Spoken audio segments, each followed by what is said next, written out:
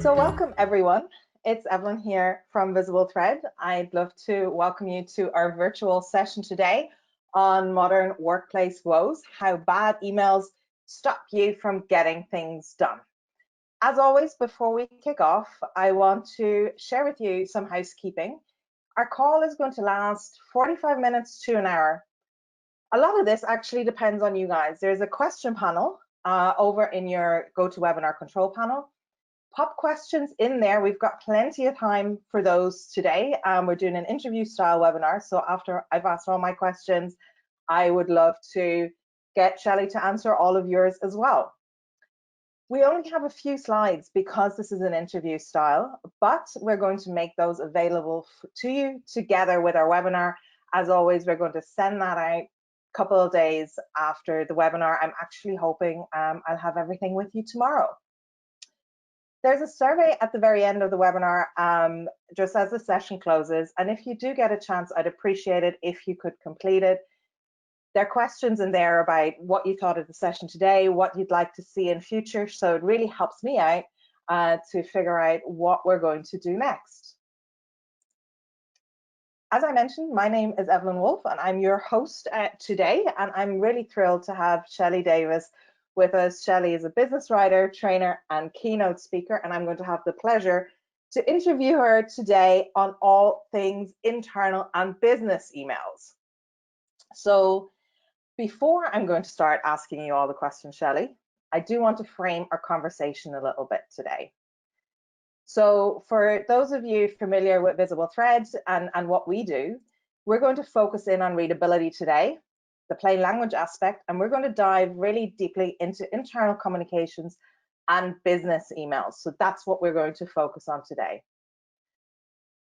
Why do we come around talking about emails? Is email actually still relevant? That's the question that kicked all of this off, this topic off in my head. And I did a bit of research. Did you guys know we send about 300 billion emails every single day worldwide? And not just that, that's intended to increase over time.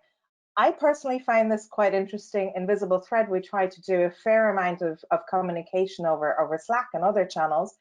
So I was quite surprised that that is actually still increasing. But these are all emails. So these are the confirmation emails that you get when you order something online. These are newsletters that you receive. This is an email a friend might send you, everything. So I thought, let's have a look at how this looks like for internal and business emails. Out of the 300 billion emails sent every day, 128.8 billion are business emails sent every day. There was a bit of a frightening stat. I have to say, on average, I had a look, I tested myself over the last few days.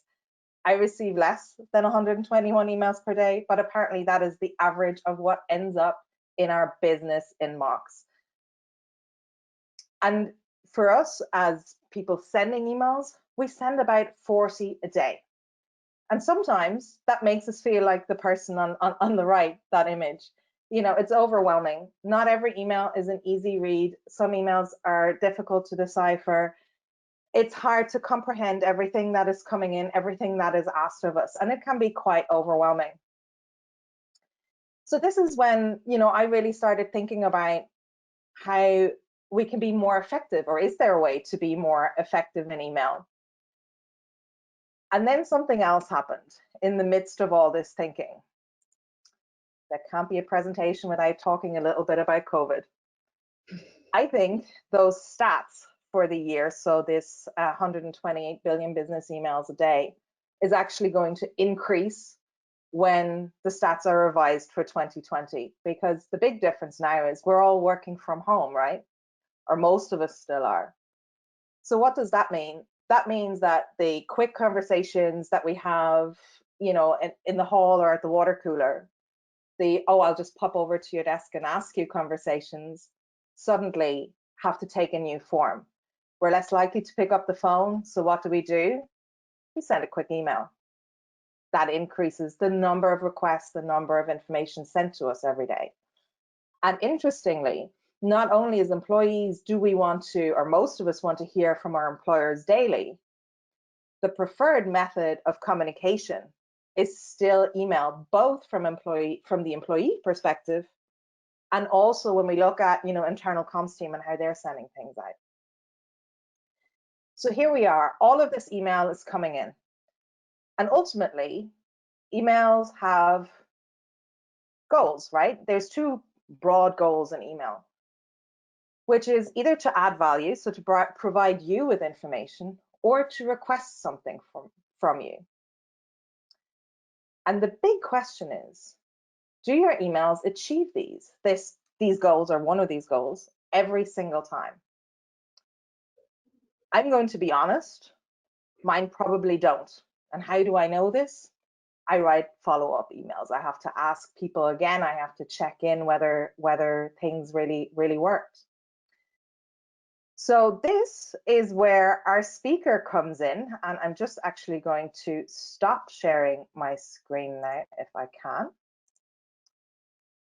And I'm going to say a big welcome to Shelly Davies. Shelly, you're described as a rockstar business writer, trainer, and keynote speaker. I have to say, I love that bio. And it would be great. I know I'm a big fangirl, so but I know a lot of people on the call might not have heard from you. So would you introduce yourself to everyone? Absolutely. Kia ora, good morning from New Zealand, everybody. Thank you, Evelyn, for having me. So good to be here. So yeah, Shelly Davies. I live in little old New Zealand, but I'm so privileged to be part of our international plain language community, and that's how our paths have crossed, Evelyn. And I'm also a big fangirl of your work.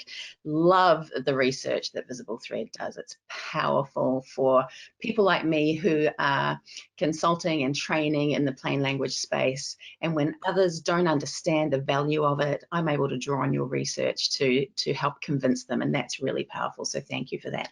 I've been in plain language for about 8 years now. I've always been a writer and a teacher. I feel like 300 years ago I was at university and learning about things that were very much not about plain language, and also teaching at universities both here in New Zealand and in the United States, until I discovered, because someone wrote a document for a governance group that I was part of, and it was in plain language, and it had all this legislative weight.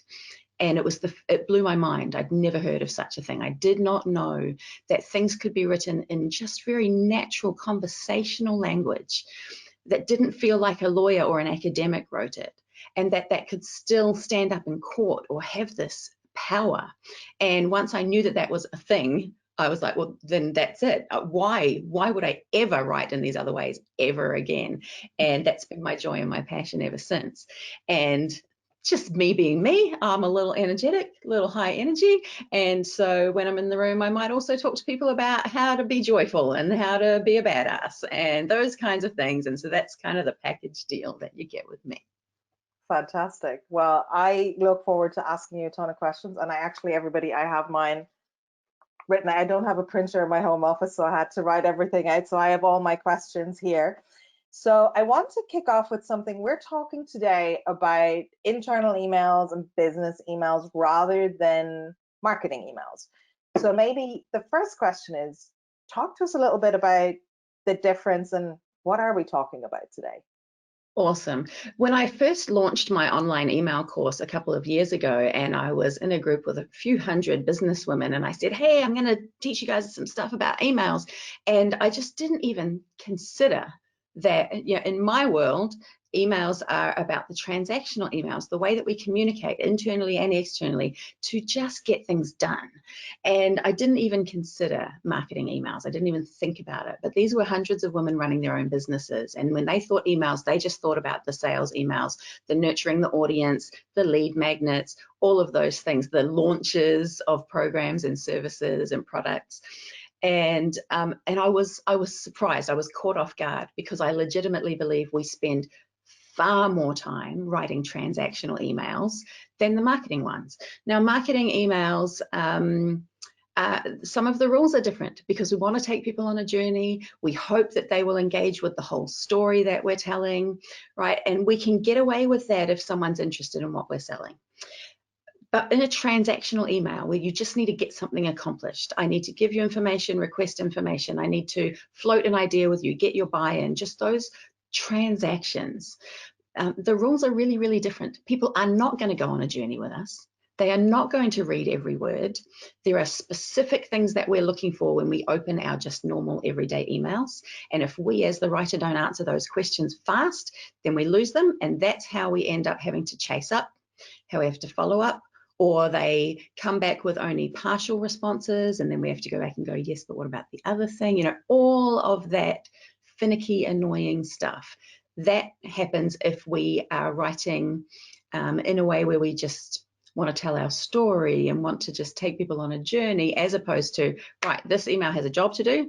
Here, I'm going to do it fast, because that's respectful of your time.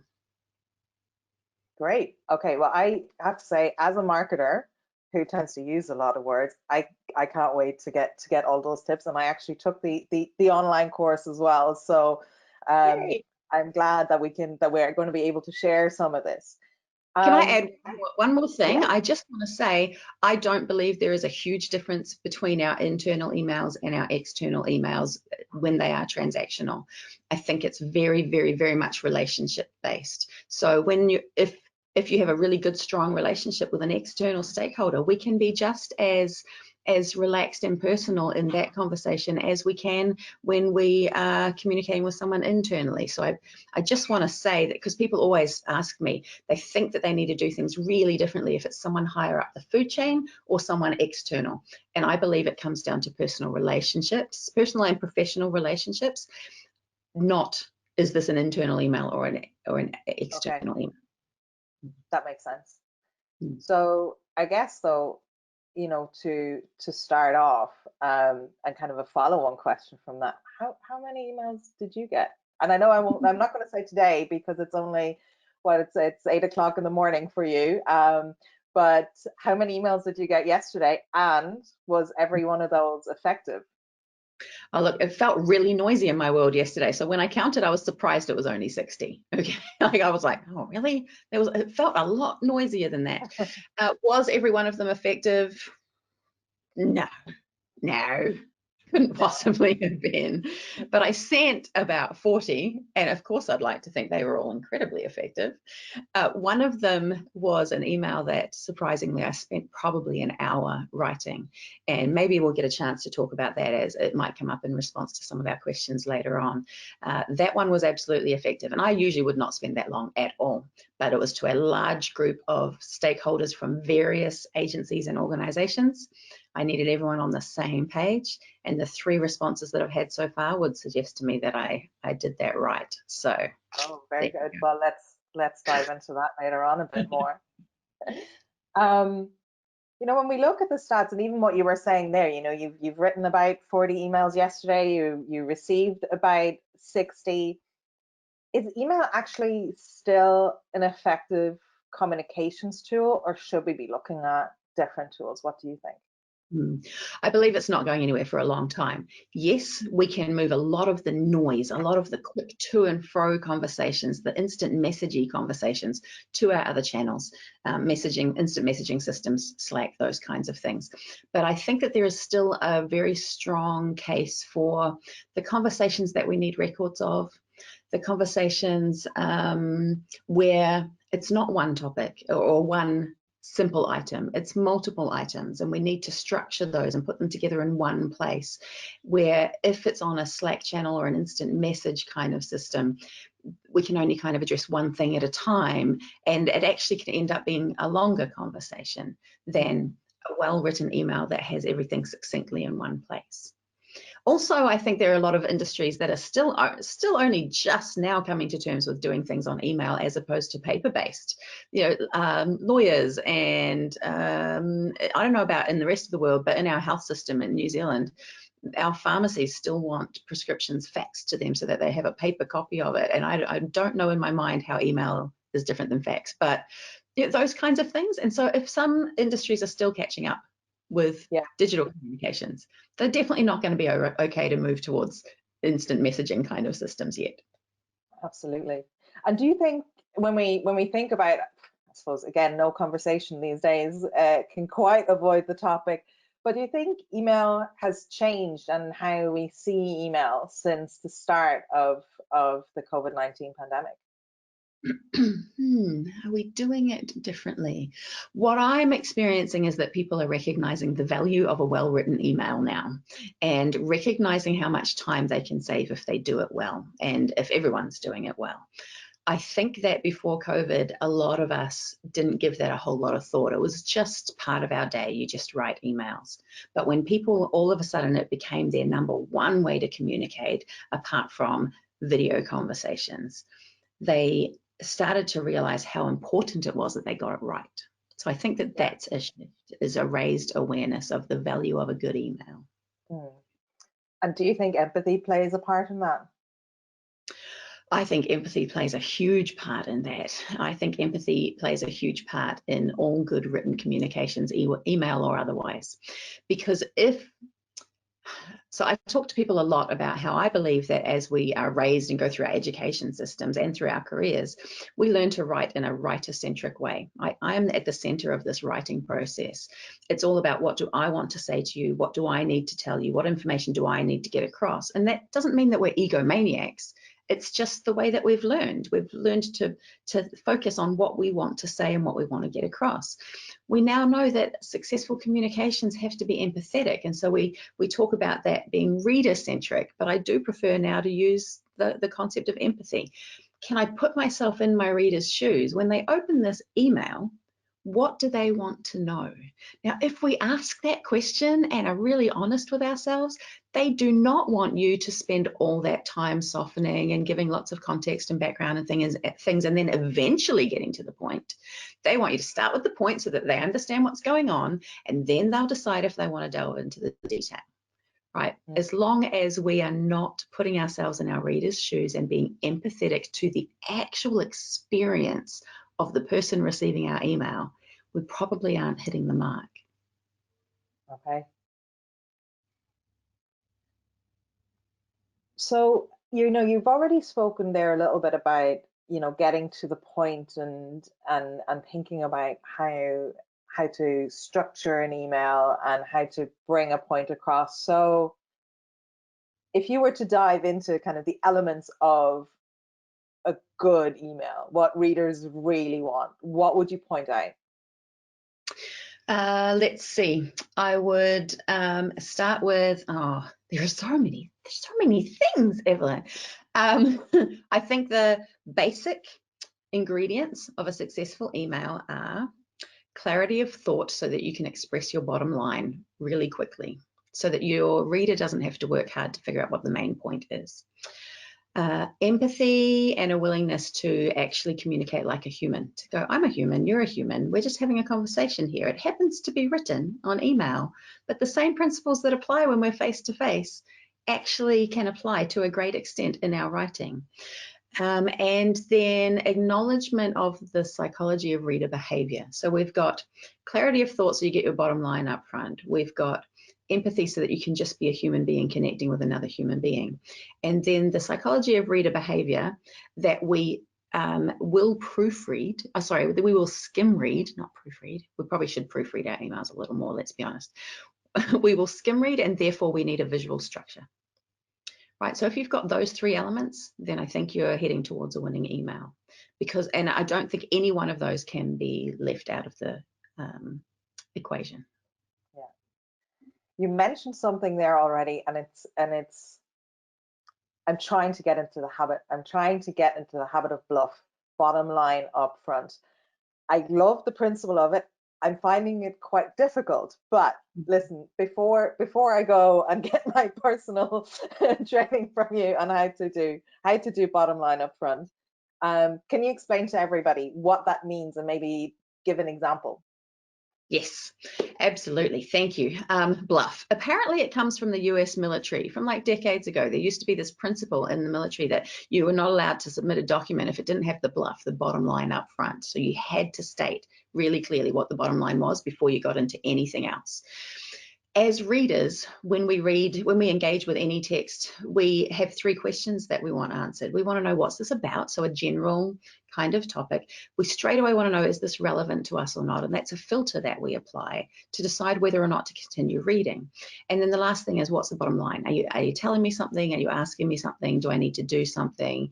What's in it for me? How's this impact on me? All of those things. And we could frame them in many different ways, like what are the actions, or what are the key points, or all of those things. But ultimately, if we just call it, what's your bottom line?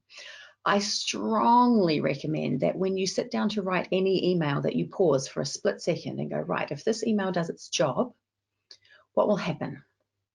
What is the specific outcome that I want from this one email? Not from the end of this long project that the email is part of or anything, but this one email. For example, we all know what it's like when you're in a project and you've got multiple meetings and you do all of the pre-work, and then everyone's decided and agreed on everything, and you go off to do the actual work.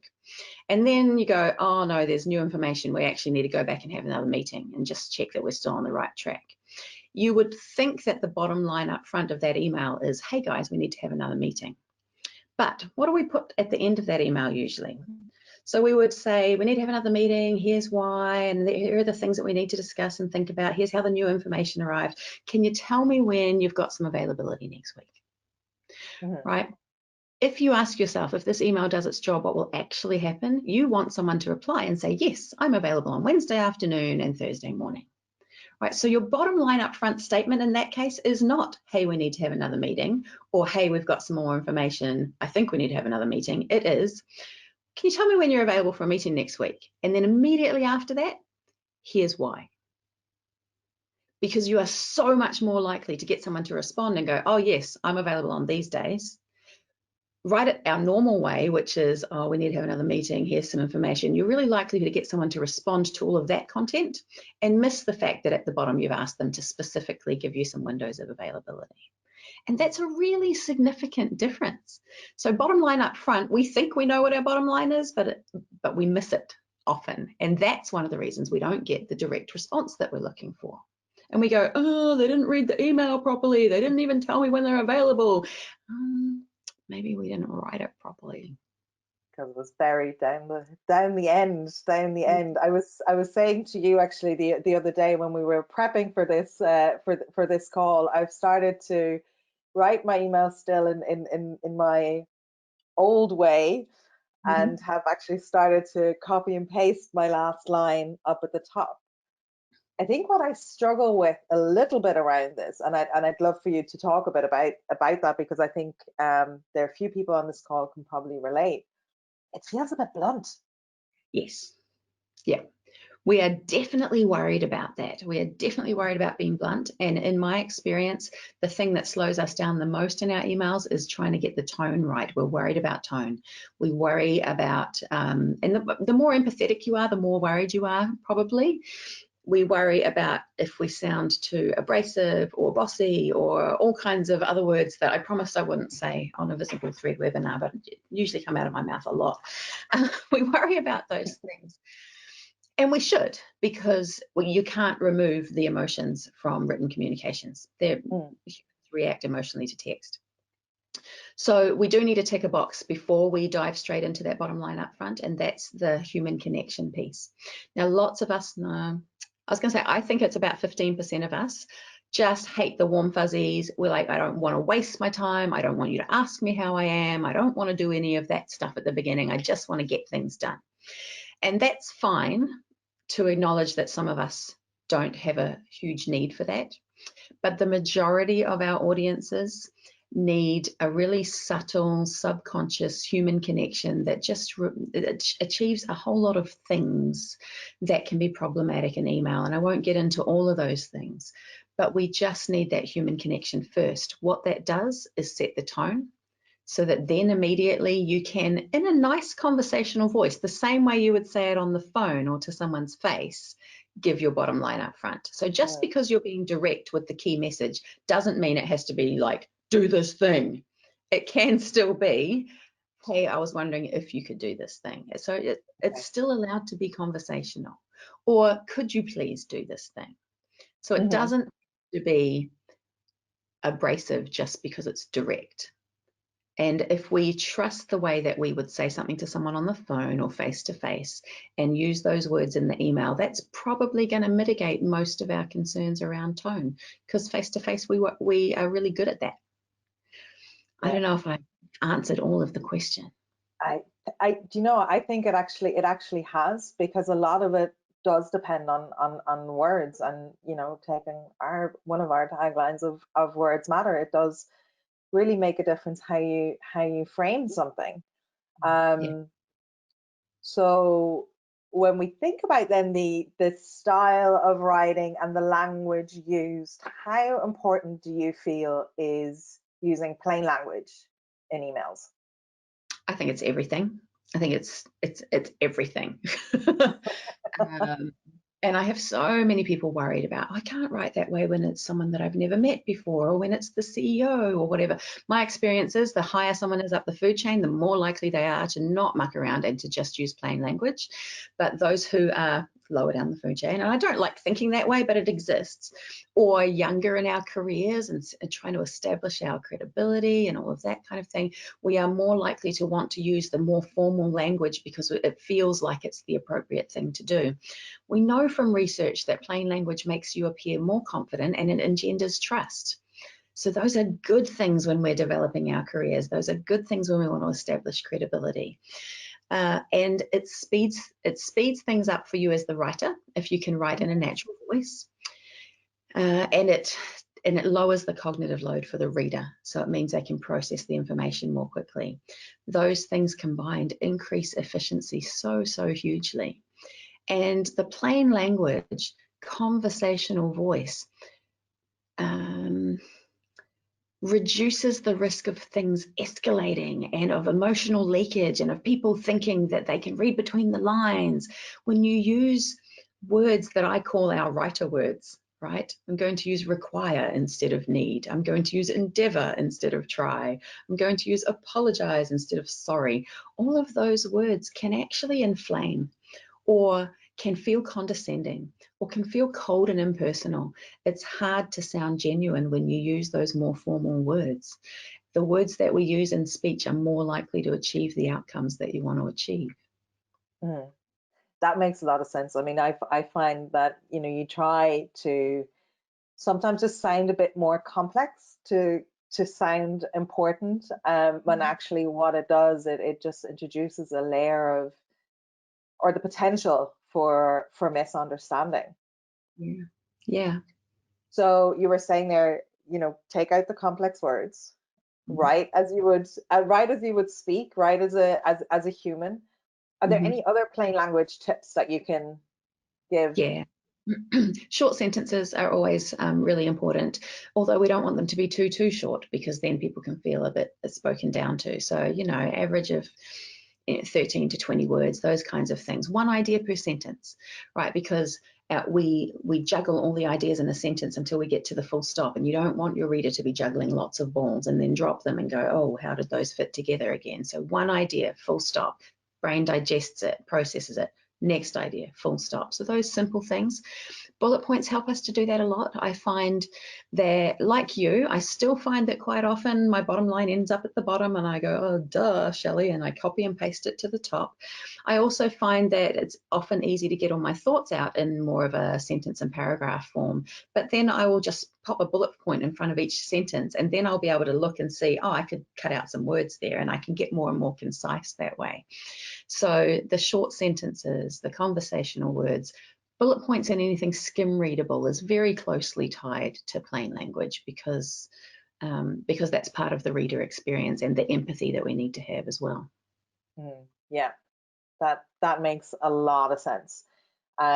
I like as well, in a way that you were saying, you know, if you are writing in a more complex, difficult way, things, you know, in a way that actually impacts negatively on cognitive load, you're more likely to sound condescending. Where often I think, as you know, as people in the plain language industry, we hear a lot the argument of, hold on a minute, using plain language, isn't that, aren't we just like dumbing things down? Aren't we not patronizing people? What do you say to that argument? I just love that we both had similar facial expressions, like dumbing things down. I understand that that's a fear. I think that that's partly ego driven as well. You know, when we are very well educated and we're technical experts, the thought that we can't use our technical language, which isn't true, because absolutely you can, we just have to frame it well for our readers.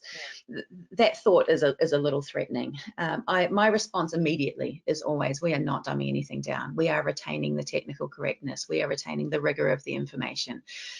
What we are doing is making it more accessible to a wider audience, and we are being more respectful to our readers who are busy people, and respecting the fact that it's a contribution of value to them to reduce their cognitive load. That goes alongside of the argument of the sophisticated reader, or the fallacy of the sophisticated reader. I'm writing for educated people, therefore they want me to write like this. No, we don't. I'm educated. I don't want to read things that are more complex than they need to be. That's just a waste of my time. And we know from the research, obviously, that there is the higher level of education, the higher the preference for plain language. So all of those things go hand in hand, don't they? Yeah, no, absolutely, absolutely. And I do have to say, like, we often would say the same thing, the fallacy of the sophisticated customer. I probably got that from you guys, if I'm honest.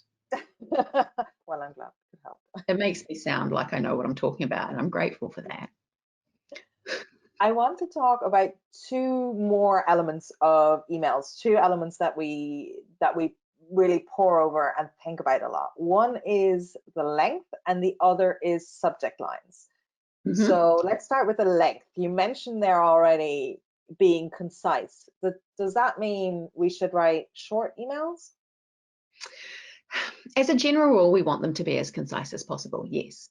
But one of the problems with writing an email that's too concise and then potentially doesn't give all the information that might be required by your reader, and you don't know exactly what your reader needs because you're not a mind reader, is that if you write an email that's too concise and doesn't have enough information, then they're going to come back and then you get the toing and froing because they need more information. If you put yourself in your reader's shoes and you think about the questions they might ask, then you can preempt some of those potential future questions. And the trick is to use headings and bullets and things that are skim readable and information that you can get at a glance. If an email is a bit longer, but there's a lot of white space and the reader's brain just knows immediately it can be skim read, that they can pick and choose, they have the power to decide which bits they read and which bits they don't, then you can get away with a longer email, and that's okay, because if someone has their questions answered with the bottom line up front and one or two of the headings that are in the email, then they won't continue to read the other stuff because they can see at a glance that it's not relevant. Whereas another reader might need that level of detail, and they'll be grateful that it's there and it saves you time. So while I do think that emails should absolutely be concise, we can get away with an email that's a little longer as long as there's a visual structure to it and plenty of white space, which sends this subconscious message that says, just have a quick glance, it's not going to be hard work. If, on the other hand, you're writing in solid paragraphs, you've got two solid paragraphs, already the brain is going, oh, this is going to be hard work, I'm going to have to read it closely. So it's all about the how we do it. Yes, we don't want emails that are ridiculously long at all, and people won't read them. But so it's a balancing act. But the best thing we can do is the headings and bullets and white space. I think one of the things I'm really taking away from all the great tips that you're actually providing is get editing. Yeah. You know, look at what you're about to send, stop yourself and go, okay, am I using complex terms that I shouldn't be using? What's my sentence length like? Could I do bullets? Am I being unnecessarily flowery while kind of keeping the balance of, you know, being empathetic and not being overly blunt? So I think we all have a bit of an editing job to do. Yeah, I think that's true, especially to start with, right? Because if that's our practice every time we write an email, that's going to be laborious, and I don't think it's sustainable. We won't continue to do that if every email we write, we have to do a high level of editing. So I think that as we train ourselves to write reader-centric emails that are effective, we have to do that to raise our own awareness and get comfortable with that approach. But I truly believe that if you follow this, formula that I'm suggesting, where you greet and then you have a human connection, then your bottom line up front, and then headings and bullets, you can get really fast at writing that way. Do it very quickly, very effectively, without a whole lot of editing. Basically, I'll write the email and then read it out loud as a quick edit, and then hit send, and then I'm pretty safe. We should be able to get very fast at this, actually. So I don't want, you will get, when you first think about this, it will slow you down. Definitely. The anecdotal feedback that I get from people who come to my trainings is that if they focus on this for 2 weeks, it starts to get easier after that. 2 weeks is quite a long time to be writing emails slowly, right? Well, so that's 2 weeks. I'm trying to think. That's 400 emails that you're going to send. Yeah, that's a lot. That's a lot. Yes. And the other thing is, oh, do I even want to worry about that? I was just going to say, so I truly believe that this approach to writing emails works across the board: internal, external, personal emails, sales emails, proposals. I use this structure to throw together a proposal that could be of high dollar value, and I don't do a big proposal document because one of these emails just does the trick. It just works. It gives the reader what they need. It makes it easy for them to make a decision. So I just want to suggest that it's worth trying, even if we're uncomfortable with the idea, because some of us are like, ooh, lots of headings and bullets. I need my paragraphs, and other people are like, oh, I don't want to do the personal connection because I'm uncomfortable with that. So I think that it's just worth testing out a few times and seeing what the response is, because if what happens is that you get a fast response, that the actions you need get done quickly, and that no one is complaining that you are blunt or anything else, then that's your evidence that it's working. Yeah, absolutely. The last piece I know you spend a lot of time talking about is the subject line. And I know from a marketing perspective, when I write our VisibleThread emails that I send out as our marketing and our sales emails and things like that, I pour over those. When I send an email to a colleague, not so much. Should I? No. Yes. Yes, we should. We underutilize, and all my plain language friends will say, Shelly, say underuse, but underutilize still feels like the right word to me. We underutilize the subject line, right? If you think about the reader experience, they've got an inbox full of emails, whether they've been opened or not. They're sitting there. That one subject line is prime real estate. Are you going to make that prime real estate work to your benefit or not? Are we going to take advantage of it or not? If we don't achieve 2 or maybe 3 things with our subject line, then it's hit and miss whether or not they choose to prioritize reading your email quickly. We know that most people prioritize based on who an email is from. If you're sending an email and you're not important in that person's world, you can't do anything about it, but you can influence whether or not the subject line engages them. So like I said earlier, the 3 things that readers are looking for when we engage with text: what's this about? How is it relevant to me? And what's the bottom line? If you could do all 3 of those in your subject line, that is a win right there. Yeah. And it sometimes is possible. It's not always. So then we want to go with what's this about as specifically as possible, not a general topic, right? Somehow I feel like in our emails, we've decided that the subject line should be like a hint, but don't give too much away. Yes, give it away. We want all the spoilers in the subject line. That is not efficient communication. If you're like, click here if you want to read more. We haven't got time for that nonsense. So what's it about as specifically as possible, and don't be afraid to give things away. And if you can show relevance to your reader in that subject line, then that's useful as well. We've known for decades, like the 5 really strong words in marketing, and you is number 1. So if you can put the word you in your subject line, it is just slightly more likely to get your reader to feel like you're speaking directly to them. Yeah. If you need information from someone, we go info needed and then maybe the name of the project or something. No, could you give me some information about X? Is someone is more likely to click on that because they feel like someone's speaking to them directly. Yeah, that makes a lot of sense. I think, you know, the personalization of why is this important to me, getting that into subject line is probably what's going to open the email, and is going to get it top of the priority pile where we all want to be. Yes, and the combination of a subject line that makes me want to click on it because I can see what it is that you're asking or telling me quite easily, and I can see that it's relevant. The combination of that and then opening an email that has got this beautiful visual structure and white space so that my brain goes, oh, I'll just have a quick glance at this. Those two things then combined with what we know about ease of processing fluency has a high correlation with speed of action. Those are the wins right there, those things combined. I'm going to open it up because the subject line engages me. I'm going to skim the document quickly because I can, and then I'll act fast because my brain thinks since it was easy to understand what you're asking of me, therefore it will be easy to do. Fantastic. There's some really great tips, and I know you've got some more. So I'm going to start sharing my screen again, guys. I hope you can see this. Six tips for writing the perfect email every time. So tip number 1, be friendly, human, and new.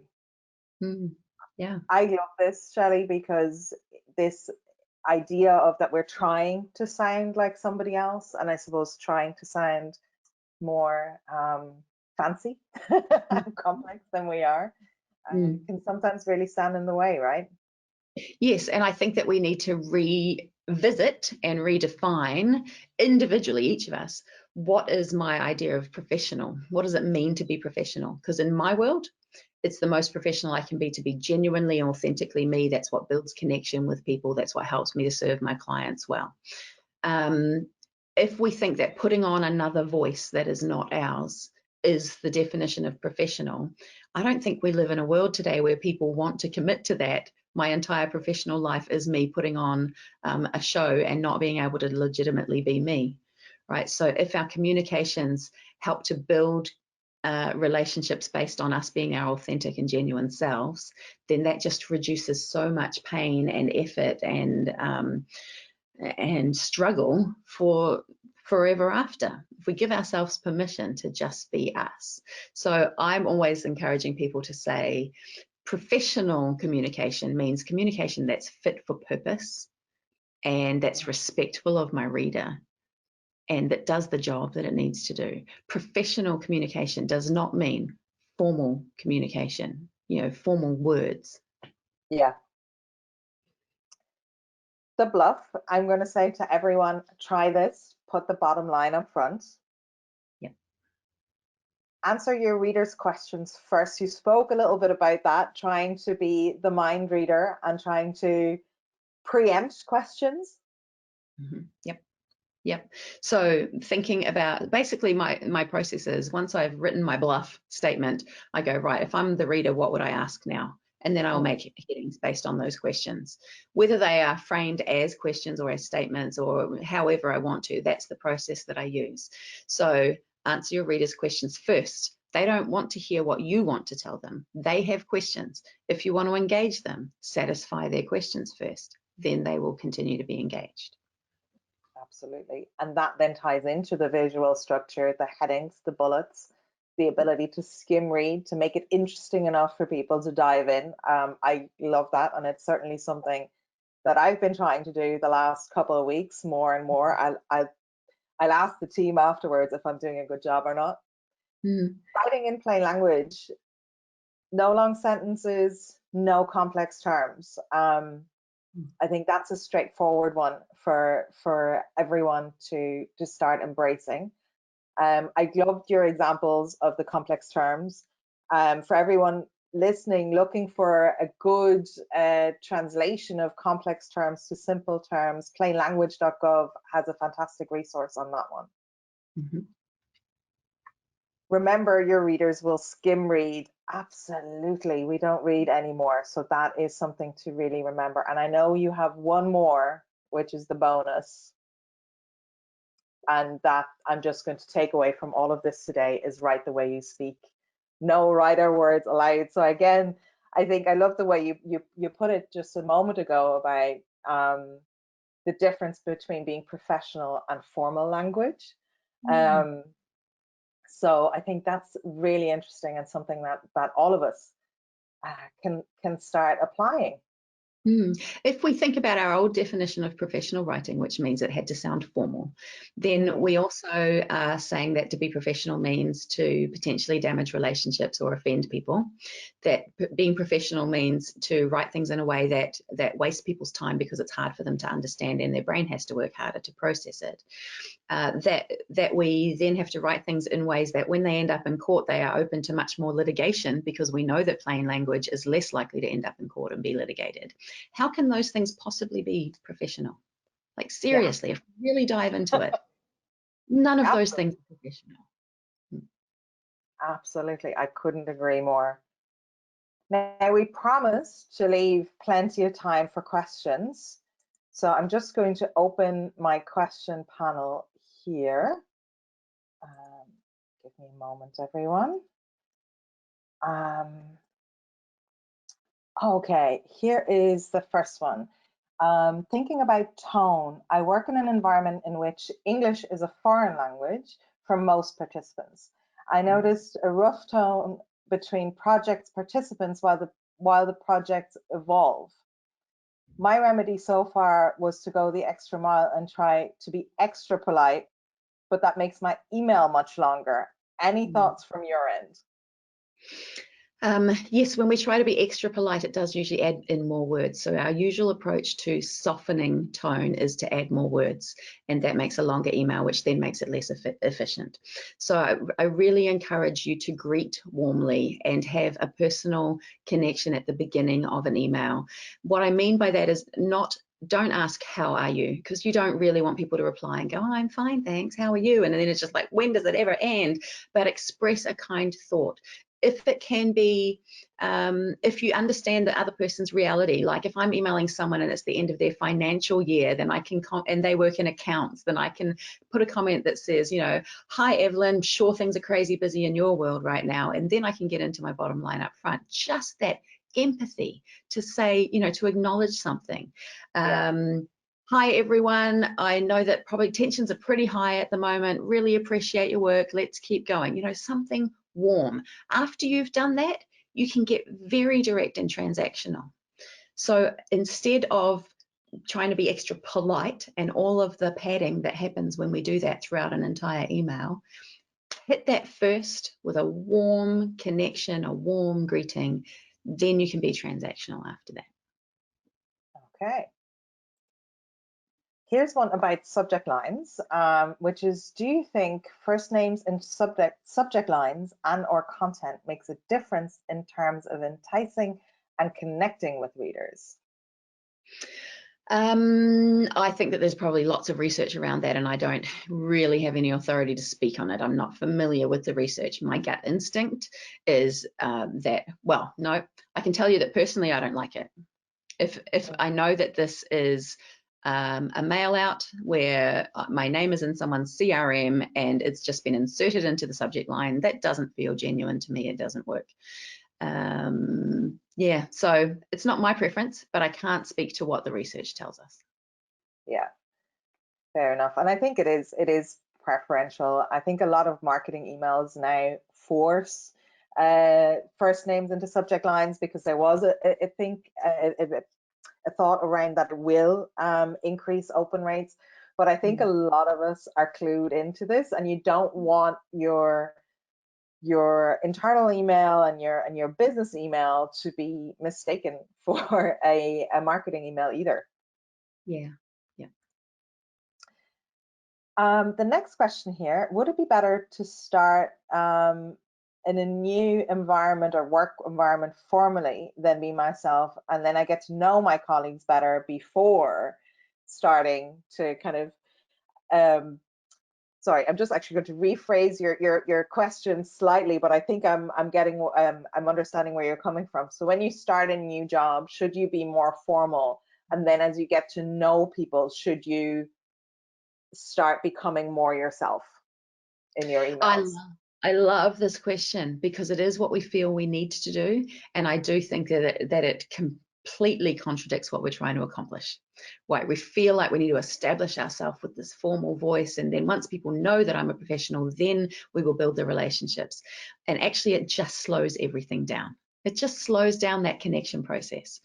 I can tell you, from many, many experiences that if I receive an email from someone that's very formal and I'm trying to build a relationship with that person, that if I respond in a very personal way, I can guarantee you the next email I get back from them will be personal, human. We've started to build connection. But if they send a very formal, very polite, professionally polite email that doesn't have anything personal in it, and then I respond in the same way, and then they respond in the same way, and then I respond in the same way, when does that ever end? How long is it going to take us to build a human connection? So I see it as self-leadership and as a very professional approach to go, I'm going to establish the way that I want to have this relationship happen. And I'm not going to spend a long time establishing a view of me that's not really who I am, so that then later on I can show you who I really am. And if you want to think more about this, you should do watch some Brené Brown talks, TED Talks. She talks a lot about belonging and how we think that to find belonging, we need to change ourselves to fit in, when actually, if we present our true and authentic selves, we attract our tribe, so to speak, and then we have belonging. So the way to find belonging is to be yourself, not to adjust to fit in. Otherwise, then you never actually belong. Very true. I told you guys we talk about writing, eh? Listen, it goes beyond, and especially at the moment, it goes beyond, because the first thing I thought about when I was reading that question, I thought about a friend of mine who started a new job in lockdown and started a new job remotely from home, and suddenly that kind of the informal chat that you have, as you're meeting up in the kitchen or canteen or in the hall, the hi, how are you in the morning, all of that is gone, and you need to reframe that either in your video conversations like we're doing, or in your emails. And I think if you are in that situation, starting off somewhere now, and you're very formal in emails, it could be quite difficult also to switch and gradually ease out of that as well. I can imagine it'd be quite hard to do right now in particular. Yeah. So here's a great question, actually. How do I give this excellent information to some of my to some of my co-workers, God, that was hard, tactfully. So my brain was at the tactfully already. So the massive single paragraph writers are the worst. I think we're all with you. But yeah, how do you, we all get it now, right? We're going to write better emails. We're going to follow the 6 tips and all of that. But how do we get others tactfully to follow suit? Tactfully, let's see, there's the really softly optimistic approach, which is that you be the example and lead the way and just always show people how well emails can be written and hope that they pick up on it. That will work for some people, actually, and there are some it will absolutely not work for. They will be oblivious, right? So then the next approach could be that if you wanted to, and it depends on the relationship, you reply to that person and basically have translated their email into a couple of headings and some bullets, and start it with just checking that I'm clear. You're saying this and you want this, and just flick that back to them. And if you do that a few times, again, they might pick up on that. They might not. The most assertive way to do it is to go to someone higher up the food chain and go, look, I have a way that we can really significantly improve our efficiency, our productivity, and you know how problematic the emails are. Let's do this course, or let's as a team watch this webinar. Let's as a team have a discussion on how we can be doing this better. So maybe the influence needs to come from higher up. I have suggested to people that they could passively aggressively, like, just leave a piece of paper on the desk about here's how to write great emails, but don't do that. Passive aggressive is not good. I Also, have you can't get to email. desks right now. What was that? You can't get to another person's desk right now. I know, excuse me, I'm in New Zealand. I forget that the rest of the world is still locked down. We are so lucky here that life, to a great extent, feels like it's returning to normal. What I was going to say is I have an online email course that teaches all of this in a step-by-step fashion so that you can just guide yourself through it. You could say, hey, everyone, I've seen this great course, and send it out to everyone. So that's an option too. Absolutely. And we're going to share your links in a minute. I've got one last question, which is a great question that I want to wrap up with. It's something that I do, and I'd be interested to hear your thoughts on it. Emojis and images in the body of an email, yes or no? They're not going to go away. They're not going to go away. In fact, there is a growing body of research being done into emoji usage. We lean towards using emojis because we understand that the written word is limited in its ability to express the subtleties of tone and the things that we have when we're communicating verbally or face-to-face, the body language and all of that. The best writers that I know will use the occasional emoji, just a simple smile or a sad face. Now, we don't need to get into all of the like winky, dancey, you know, lots and lots of different emojis. But a simple smile or a sad face to just show a small amount of emotion so that it's harder to misread something, that can be incredibly useful. I've got to say that an image in the body of an email, there are challenges with that based on people's IT systems, right? You can never guarantee that they're actually going to see it. So I think that that's a little bit of something that you figure out as the relationship progresses with someone in another organization. Do they receive these or not? Is it problematic or not? Sometimes that can get you sent to spam, but who doesn't love a good GIF in an email? Like really, that can absolutely contribute to team spirit, to relationships, to just breaking the tension a little. It's a human thing, and those aren't going away. Yeah, that is true. Great. Well, we're coming up to the top of the hour. So, Shelly, tell people, how can they learn about what you do? How can they get in touch? Pretty easy. Just go to my website, especially if you want to be entertained, shellydavies.com. Make sure you don't put an extra E in the Shelly, which everyone always does. You could just email me. I would adore that. That would be amazing. If you go to my website, I would love it if you signed up to my newsletter. What an awful word is that? Every week, just once a week, and it's not a salesy email newsletter. It's just, here is some good advice around writing, and those are the things that you might want to share with the team. You will also get emails about how to be more joyful in your world and feel more powerful in your world. They all have the F word in them, so if you're not open to that, do not sign up to my email list. It is a good filter for people to know if I'm their person or not, right? So if you don't like it, I'm not for you probably. There you'll see my online course if you go onto the website there too, and you'll see all my links to all my socials if you feel like having some of this in your world. Fantastic. Great.